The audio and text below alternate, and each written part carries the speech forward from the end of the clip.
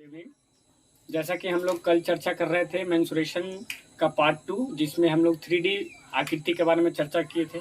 जो था क्यूबॉइड था और बाकी और सारी जितने भी 3D व्यू आती है उसके बारे में चर्चा किए थे। और कुछ जो 3D व्यू बच गई है उसके बारे में आज हम लोग पार्ट 3 में चर्चा करते हैं मेंसुरेशन के। तो ये जो बची हुई पार्ट है उसमें पहली पार्ट आती है सिलेंडर। और ये सिलेंडर जो होती है वो बेसिकली इसको हिंदी में कहते हैं बेलन। क्या कहते हैं? बेलन। और एक जो पार्ट है वो है स्पेयर। तो स्पेयर इसको हम कहते हैं गोला। गोला। ये दोनों 3D व्यू होती है और 3D आकृति होती है।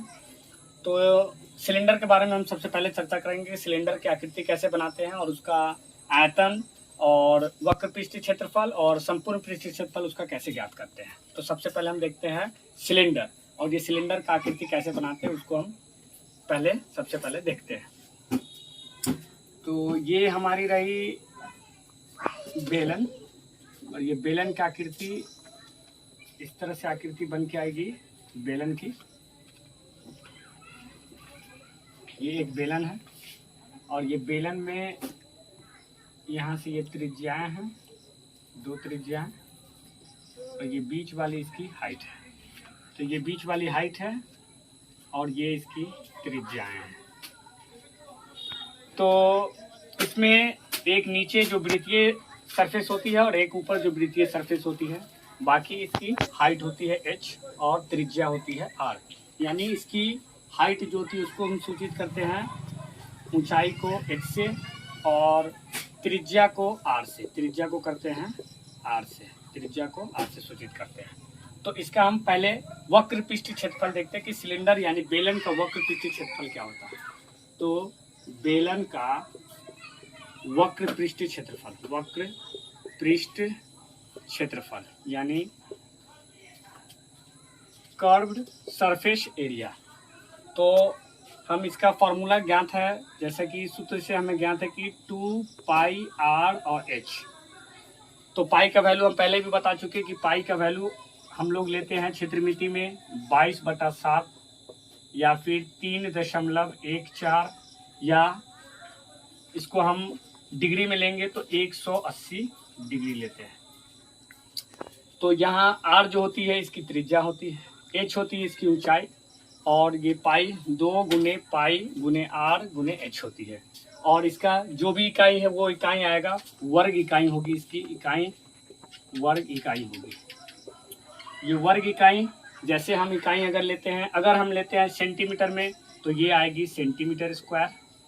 अगर हम लेंगे मीटर में तो ये आएगी मीटर स्क्वायर। ये डिपेंड करता है कि इकाई किस चीज में दी हुई है, सेंटीमीटर में या मीटर में। तो इसके बाद हम देखते हैं कि इसका वक्र पृष्ठीय क्षेत्रफल हमने देख लिया। अब देखते हैं कि इसका संपूर्ण पृष्ठीय क्षेत्रफल कैसे ज्ञात करते हैं। संपूर्ण पृष्ठीय क्षेत्रफल होती क्या है? ये वक्र पृष्ठीय क्षेत्रफल होती है जिसको हम बाहरी जो पार्ट होती है, बाहरी जो सतह होती है उसको, जिसको गोलाकार आकृति की होती है उसको हम छू सकते हैं, उसी को वक्र पृष्ठीय क्षेत्रफल कहते हैं। जो संपूर्ण पृष्ठीय क्षेत्रफल होती है वो भीतरी और ऊपरी दोनों सतह को लेकर और वक्र को लेकर बनाते हैं, जिसे हम संपूर्ण पृष्ठीय क्षेत्रफल कहते हैं। तो देखते हैं कि इसका संपूर्ण पृष्ठीय क्षेत्रफल कैसे निकालेंगे और कितना होता है, क्या होता है। तो देखते हैं बेलन का संपूर्ण पृष्ठीय क्षेत्रफल। संपूर्ण पृष्ठीय क्षेत्रफल इसका कैसे ज्ञात करते हैं। तो लिखेंगे कि बेलन का संपूर्ण पृष्ठीय क्षेत्रफल, संपूर्ण पृष्ठीय क्षेत्रफल, संपूर्ण पृष्ठ क्षेत्रफल, संपूर्ण पृष्ठीय क्षेत्रफल यानी total surface area. Total surface area में भीतरी सतह और ऊपरी सतह दोनों को लेंगे। तो भीतरी सतह है वृत्ताकार, ऊपरी सतह भी वृत्ताकार है। तो ये भीतरी सतह की जो एरिया आएगी वो आएगी पाई r स्क्वायर, और ऊपरी सतह की भी एरिया को पाई r स्क्वायर लेते हैं। तो ये हो जाएगी 2 पाई r स्क्वायर प्लस, और इसको वक्र पृष्ठीय क्षेत्रफल इसमें लेंगे 2 पाई r h। अब ये दोनों में जो कॉमन आएगी उसे हम कॉमन लेके बाहर कर सकते हैं, और जो बची हुई है उसको हम ऐसे लिख लेंगे, एज इट इज लिख देंगे। तो इसमें 2 पाई और ये 2 पाई कॉमन है तो इसको लिखेंगे 2 पाई कॉमन। बाकी जो बच जाएगा जैसे r square plus R H. इसके बावजूद भी आर जो है, आर भी कॉमन आएगा, तो आर को कॉमन ले लेंगे, 2 पाई आर, तो आर प्लस एच हो जाएगा। ये हो गई बेलन का संपूर्ण पृष्ठ क्षेत्रफल, यानी टोटल सरफेस एरिया।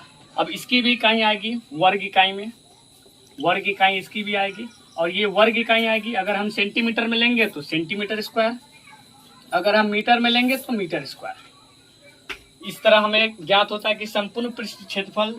आयतन के बारे में देखते हैं कि बेलन का आयतन हम कैसे ज्ञात करते हैं। तो बेलन का आयतन ज्ञात करने के लिए हमें क्या क्या चाहिए, उसके बारे में हम निकालते हैं कि बेलन का आयतन क्या होगा। तो बेलन का आयतन हम लिखते हैं, बेलन का आयतन, बेलन का आयतन होता है यानी वॉल्यूम ऑफ द सिलेंडर। बेलन का आयतन होता है पाई आर स्क्वायर एच। अब इसकी भी इकाई हम लेंगे, तो इसकी इकाई लेंगे घन, घन में हम इसकी इकाई लेंगे, जैसे घन इकाई इसको हम लिखेंगे, या फिर इसको हम सेंटीमीटर में अगर इसकी इकाई रहेगी तो सेंटीमीटर